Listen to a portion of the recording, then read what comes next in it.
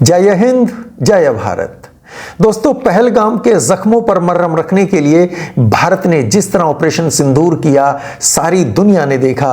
हम सब का सीना गर्व से चौड़ा हो गया।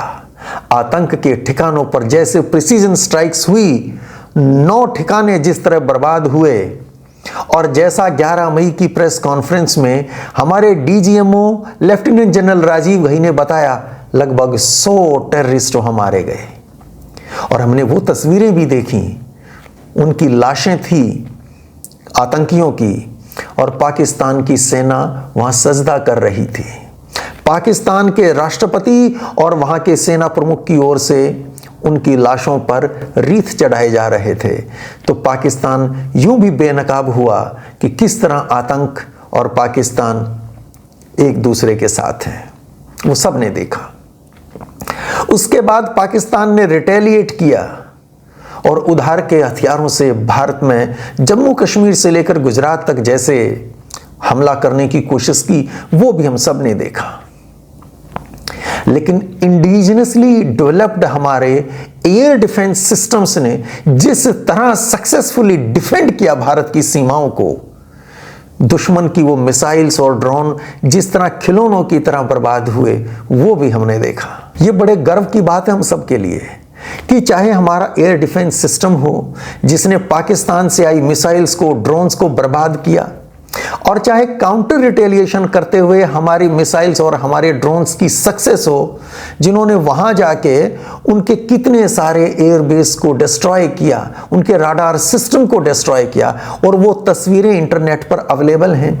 मैं कई सारे आर्टिकल्स का आपको लिंक दूंगा, इंडिया टुडे का आर्टिकल, इसके अलावा एनडीटीवी का आर्टिकल, इंडियन एक्सप्रेस का आर्टिकल, कई सारे मैं लिंक डिस्क्रिप्शन में दूंगा, आप देखिएगा। सैटेलाइट इमेजेस हैं, वो एयरबेस पहले कैसे दिखते थे और आज कैसे हैं, बहुत ही हाई रेजोल्यूशन की वो पिक्चर्स हैं, आप देखना। बड़ी कामयाबी के साथ भारत ने वो काउंटर अटैक किया वहां पे। और मैंने ऐसे भी वेस्टर्न आर्टिकल्स कई पढ़े एक्सपर्ट्स के, आज इस बात की चर्चा हो रही है दुनिया भर में कि भारत की इंडिजिनस टेक्नोलॉजी इतनी अच्छी हो गई है कि हमारी एयर डिफेंस सिस्टम है, तो वो जो पाकिस्तान ने चाइना से उधार लेके वो मिसाइल्स भेजी थी यहाँ पे, उनको किस तरह हमने बर्बाद किया, और उनके राडार सिस्टम भी, वो चाइना से आए हुए राडार सिस्टम को कैसे सक्सेसफुली हमने तबाह किया, वो सब ने देखा। और इसके ऊपर वेस्टर्न वर्ल्ड में बड़ी बात हो रही है, और इस बात का हमें बड़ा फक्र है, नाज है अपने उन साइंटिस्ट के ऊपर, उन इंजीनियर्स के ऊपर, और उनसे भी बढ़ के हमारी सेना के उन बहादुर जवानों के ऊपर, जिन्होंने उन इक्विपमेंट को, उन वेपन्स को इतनी कुशलता के साथ, इतनी बहादुरी के साथ, इतने सक्सेसफुली यूज किया, ऑपरेट किया। उन पे तो और भी कहीं कहीं ज्यादा गर्व है। पर इसके साथ आप देखिए, ये जब सीज फायर हो गया तो कई सारे एक्सपर्ट्स खड़े हो गए हैं, आजकल सोशल मीडिया पे बातें करते हैं, टीवी पे बातें करते हैं, नहीं नहीं नहीं, अभी सीज फायर एक्सेप्ट ही नहीं करना चाहिए था, हमें तो पीओके वापस लेना चाहिए था, मौका आ गया था, बलूचिस्तान को आज़ाद करवा देना चाहिए था, पाकिस्तान को घुटने टिकवाने चाहिए थे, थोड़े से दिन और लगे रहते तो हो गया होता। तरह तरह की बातें, ऐसे एक्सपर्ट्स पैदा हो गए हैं कि दोबारा ऐसी नौबत आए तो शायद इन सबको भेज देना चाहिए लड़ने के लिए, वहीं पे भी इन्हीं को भेज दें। क्या कोई गलती की है भारत ने सीज फायर एक्सेप्ट करके? मैं कोई मिलिट्री एक्सपर्ट नहीं हूं, पर जितना सा समझा इन हालात को, तो मुझे कैसा क्या लगता है, मैं वो आपके साथ शेयर करना चाहता हूं। दोस्तों, हमने ऑपरेशन सिंदूर किस लिए किया था? क्या युद्ध के लिए? हरगिज नहीं। ऑपरेशन सिंदूर किया था आतंकों के उन गढ़ को बर्बाद करने के लिए, और पाकिस्तान को इस संदेश देने के लिए कि इनकी मदद करना बंद करो, वरना सच में नतीजे बेहद बेहद खतरनाक होंगे तुम्हारे लिए। ऑपरेशन सिंदूर हमारा सक्सेसफुल रहा, वो ठिकाने बर्बाद हुए, और काउंटर रिटेलिएशन, उधर से रिटेलिएशन होगा ऐसा भी दिखता तो था ही, इसलिए तैयारियां भी थी, उन्होंने करना ही था जैसा उनका स्वभाव है। पर उस पे भी जितनी सक्सेसफुली हमने उसको काउंटर किया, वो भी सारी दुनिया ने देख लिया। उसके बाद सीज फायर की रिक्वेस्ट उधर से आई, भारत ने मान ली। युद्ध तो अपना इरादा नहीं था, और देखिए, मैं एक बात बताऊं, 2016 में जब उरी का वो घटना घटी, हमारे 18 जवान शहीद हुए थे वहां पे। इसके कुछ समय बाद हमने सर्जिकल स्ट्राइक भी की, लेकिन कोझिकोड में 2016 में हमारे प्रधानमंत्री जी का भाषण था, एक इंटरनेट पे अवेलेबल, आप पढ़िए। उसमें बहुत कमाल की और बहुत बड़ी बातें उन्होंने कही थी उस दिन। उन्होंने पाकिस्तान की आवाम को संबोधित करते हुए कहा था कि मैं पाकिस्तान के नेताओं की बात नहीं करता हूं, मैं पाकिस्तान की आवाम से बात करना चाहता हूं। आप हमसे युद्ध चाहते हैं, हम भी तैयार हैं, पर वो युद्ध किस बात के लिए हो? तुम्हारे यहां भी गरीबी है, हमारे यहां भी गरीबी है, आओ लड़ें, हम भी लड़ें और तुम भी लड़ें अपने अपने देश से गरीबी दूर करने के लिए, और देखें कौन पहले जीतता है इस लड़ाई को। तुम्हारे देश में भी बेरोजगारी है, हमारे देश में भी बेरोजगारी है, आओ लड़ें, हिम्मत हो तो आओ लड़ें इस लड़ाई को और देखें कौन जीतता है, कौन पहले बेरोजगारी मिटाता है। तुम्हारे यहां भी अशिक्षा है, हमारे यहां भी अशिक्षा है, आओ लड़ें ये लड़ाई और देखें कौन जीतता है। ये साधारण स्टेटमेंट नहीं थी, बहुत बड़ी बात थी। प्रश्न ये उठता है, क्या ये युद्ध सिर्फ भारत और पाकिस्तान के बीच में ही था या कोई और भी था? दोस्तों, उधर से सैनिक पाकिस्तान के थे, पर उनके हाथों में हथियार किसी और ने पकड़ाए थे। वो फाइटर प्लेन्स चीन से आए थे, वो मिसाइल चीन से आई थी, वो ड्रोन्स चीन से आए थे, टर्की से भी आए थे, पर बड़ा शेर तो चीन का ही है। चीन ऐसा क्यों कर रहा है? चीन का क्या इंटरेस्ट है?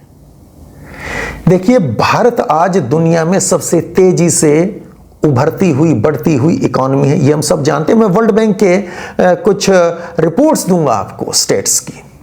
पिछले 3 साल में, पोस्ट कोविड पिछले 3 साल में भारत की जीडीपी ग्रोथ रेट चीन से ज्यादा है लगातार। और भारत की इकोनॉमी ग्रो करती है तो ये तो चीन के लिए चुनौती होगी। हमारा पहले से बॉर्डर डिस्प्यूट भी है, 1962 में युद्ध भी लड़ चुके हैं, इसके बाद भी डोकलाम और गलवान पिछले दिनों हमने वो भी देखे हैं। और भारत किस तरह अड़ा है सामने जाके, वहाँ पे आज हमारे हाईवेज हमने बना दिए हैं हिमालय में आखिर तक, और वहाँ पे हमारी डिप्लॉयमेंट इतनी अच्छे से हम कर रहे हैं, तो चीन इस बात से परेशान तो है ही। तो अब वो एक ऐसी लड़ाई लड़ रहा है जिसमें उसका खर्चा भी ना हो, उसकी 5 उंगलियां घी में हो, ऐसा काम कर रहा है वो। कैसे? वो पाकिस्तान को उकसाता है, हथियार देता है, मॉडर्न वेपन्स दे रहा है, और उन वेपन्स के बदले क्या मिल रहा है? पैसे तो है नहीं पाकिस्तान के पास देने को, जमीन पाकिस्तान से मिल रही है, गिलगित से ग्वादर तक कितनी सारी जमीन वो ले चुका। तो हथियार देता है, बदले में जमीन ले रहा है। उन हथियारों का भारत के खिलाफ युद्ध हो, और युद्ध में वो टेस्ट हो, अगर किसी हथियार में कोई कमी मिली, उनके फाइटर प्लेन्स में कोई कमी मिली, तो उनको पता चल जाएगा, उसको आगे इंप्रूव कर सकते हैं। तो अभी जितने वेपन्स उन्होंने बनाए हैं, उनकी तो कहीं टेस्टिंग ही नहीं हुई थी वार में, तो मौका मिल रहा है उनको, तो वो टेस्टिंग होगी। अगर कोई वेपन बहुत अच्छा परफॉर्म करेगा, दुनिया भर में उसको बेचेंगे, वो अच्छे बड़े भाव से बेचेंगे, और किसी वेपन में कमी आई तो उसको इंप्रूव करने का मौका मिलेगा। और इन सब से बढ़ के जो इंडियन इकोनॉमी को नुकसान पहुंचेगा, एक फुल फ्लेज वार होती है, तो इंडियन इकोनॉमी को जो नुकसान होगा वो देखने की, सोचने की बात है। दोस्तों, अमेरिका ने जो टैरिफ लगाई उसके बाद, और इससे पहले से भी देखिए, गवर्नमेंट ऑफ इंडिया कोशिश कर रही है कि भारत को मैन्युफैक्चरिंग हब बनाया जाए। आज चाइना में सारी फैक्ट्रीज, बड़ी बड़ी दुनिया भर के देशों की, यूरोप अमेरिका की कंपनीज और मैन्युफैक्चरिंग कर रही हैं चाइना में बैठ के। कोशिश कर रहा है भारत कि यहाँ पे शिफ्ट हो, यहाँ मैन्युफैक्चरिंग का एनवायरनमेंट बने, हमारी इकोनॉमी आगे बढ़े। इकोनॉमी आगे बढ़ेगी तभी बात बनेगी। कैसे? डिफेंस कैसे स्ट्रेंथन होगा? बड़ी इकोनॉमी होगी तो आप बजट का बड़ा पैसा लगा सकेंगे डिफेंस में, रिसर्च में, डेवलपमेंट में। अभी आज हालत यह है, हालांकि भारत का डिफेंस बजट पिछले साल के डिफेंस बजट से 9.53% ज्यादा है, लेकिन चीन के कंपैरिजन में चीन का डिफेंस बजट $240 बिलियन है। ये तो है डिक्लेयर्ड, इसके अलावा कहते हैं कि इसका 40-50% अनडिक्लेयर्ड भी है, वो दूसरे हेड्स में बजट अलोकेट करता है और यूज डिफेंस के लिए होता है। पर एक बार इस $240 बिलियन को भी देखें, भारत का इसका 1/3 है बस, और वो 1/3 भी तब है जब 9.53% हमने बढ़ाया है। और ये भी देखिए, इस बजट का भी ऑलमोस्ट 75% हिस्सा सैलरी, पेंशन और रूटीन के ऑपरेशनल कॉस्ट में जाता है। यानी हमारी फोर्सेस के मॉडर्नाइजेशन के लिए इस बजट का 25% पैसा भी मुश्किल से लग पाता है। तो ये बढ़ेगा नहीं। गवर्नमेंट तो अपने बजट में से तो 9.53% बढ़ा भी दिया, लेकिन वो बजट बढ़ेगा तो ये बढ़ेगा। और बजट कहां से बढ़ेगा? जीडीपी से बढ़ेगा। और जीडीपी कैसे बढ़ेगी? जब देश में शांति हो, इंडस्ट्री आए खूब सारी, बाहर से इन्वेस्टर्स आए, पैसा इन्वेस्ट करें। युद्ध होने से तो ये होने से रहा। देखिए, कुछ कड़वी सच्चाइयां भी हैं, उनसे छिप नहीं सकते हम। अभी फरवरी 2025 में एरो इंडिया शो में हमारे air chief marshal AP Singh की एक स्टेटमेंट आई थी। तेजस की सप्लाई में डिले हो रहा है, और कारण कि जीई इलेक्ट्रिक अमेरिकन कंपनी जिसने इंजन सप्लाई करने, वो टाइम पे इंजन सप्लाई नहीं कर पा रही। और नाराज होते हुए एयर चीफ मार्शल ने क्या कहा था? I am not just confident of HAL कि आप टाइम पे डिलीवरी नहीं दे पा रहे। 42.5 स्क्वाड्रन की सैंक्शन स्ट्रेंथ के अगेंस्ट 30 स्क्वाड्रन है हमारे पास, और चुनौतियां इतनी बड़ी हैं। North border, north west border, चीन और पाकिस्तान दोनों के साथ हमने अपना एक क्रेडिबल डेटरेंस बनाना है। तो कम से कम वो जो सैंक्शन स्ट्रेंथ है उतने तो हों, और वो आज की जनरेशन के हों। पर इसके लिए तो बहुत पैसा चाहिए। वो पैसा कहां से आएगा? वो तभी आएगा जब इकॉनमी एक्सपेंड करेगी। एक बात और, वर्ष 1990 तक भारत की पर कैपिटा इनकम चीन से ज्यादा थी। ये रिपोर्ट देखिए स्क्रीन पे। यानी वर्ष 1990 तक भारत चीन से ज्यादा अमीर था, और आज उनकी पर कैपिटा इनकम हमसे 5 गुना ज्यादा है। यानी हमसे 5 गुना अमीर है चीन। ये कैसे हुआ? हमें झांकना होगा अपने भीतर। हमने जो प्रगति की उस पर गर्व करें, पर हमारी जो कमियां हैं वो भी देखें। और अंत में एक बहुत जरूरी बात आपसे करना चाहता हूं। हम अपने सैनिकों से चाहते हैं कि दुश्मन के दांत खट्टे कर दें, और जब जब अवसर आया है उन्होंने ऐसा किया है, सक्सेसफुली किया है। हम सरकार से भी बड़ी अपेक्षाएं रखते हैं, पर स्वयं से क्या अपेक्षा है हमारी? हम स्वयं देश के लिए क्या कर रहे हैं? पिछले वर्ष चुनाव हुए लोकसभा के, और इसके बाद भी अलग अलग स्टेट लेजिस्लेचर के चुनाव हुए। होड़ लगी है पार्टियों में कौन कितना ज्यादा फ्री अनाउंस करता है, और इसी बात पे हम वोट दे रहे हैं।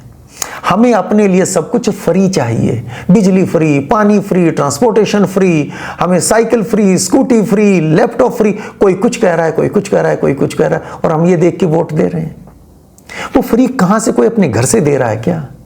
इसी बजट का पैसा जो हमको वो फ्री में कह के दे रहे हैं, इसी बजट का वो हिस्सा अगर डिफेंस के लिए खर्च दिया होता, अगर अच्छी खासी रिसर्च डेवलपमेंट के ऊपर पैसा खर्च किया होता। गवर्नमेंट कर रही है, मैं ये नहीं कहता नहीं कर रही। जैसे मैंने पहले भी बताया कि 9.5% डिफेंस बजट बढ़ा, लेकिन जितने फॉर्मिडेबल एडवर्सरीज के साथ हमारा रोज का वास्ता पड़ रहा है, इसमें तो और भी बहुत ज्यादा बढ़ाने की जरूरत है। मैंने पहले बताया 1/3 है हमारा चाइना के कंपैरिजन में।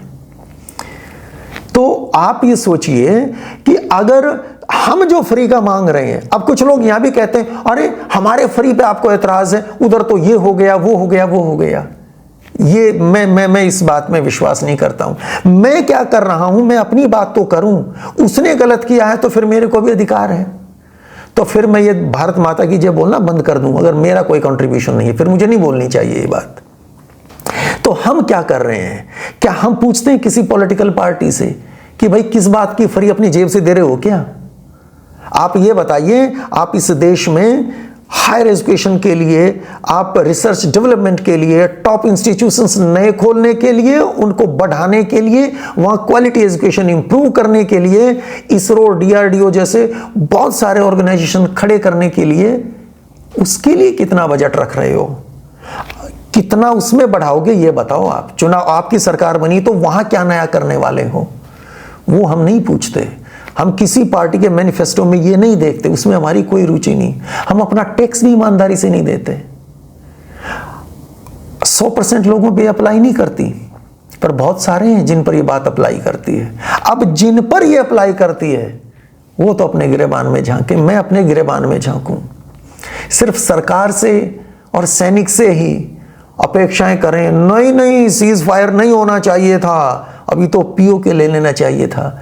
अरे मैं 100 रुपये नहीं देने को तैयार, मुझे उसमें परेशानी होती है। और ये सच में वार लंबी चल जाती ना, ये फुल फ्लेज वार होती, देश की इकोनॉमी पे फर्क, जो उसका प्रभाव आता, महंगाई जो बढ़ती, जो बाकी सारी सिविल सप्लाईज जो नॉर्मल सप्लाईज है उसमें कोई परेशानी आती, हम फिर सरकार को उसके लिए गालियां देने लग जाते हैं।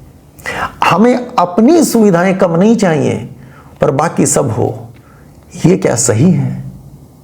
जैसा मुझे महसूस हुआ, मैंने अपने मन की बात आपसे की है। मेरी बात बुरी लगी तो भी कमेंट बॉक्स में लिख के मुझे ज़रूर बताइए, और सही लगी तो भी ज़रूर बताइए। आज के लिए इतना ही। जय हिंद, जय भारत।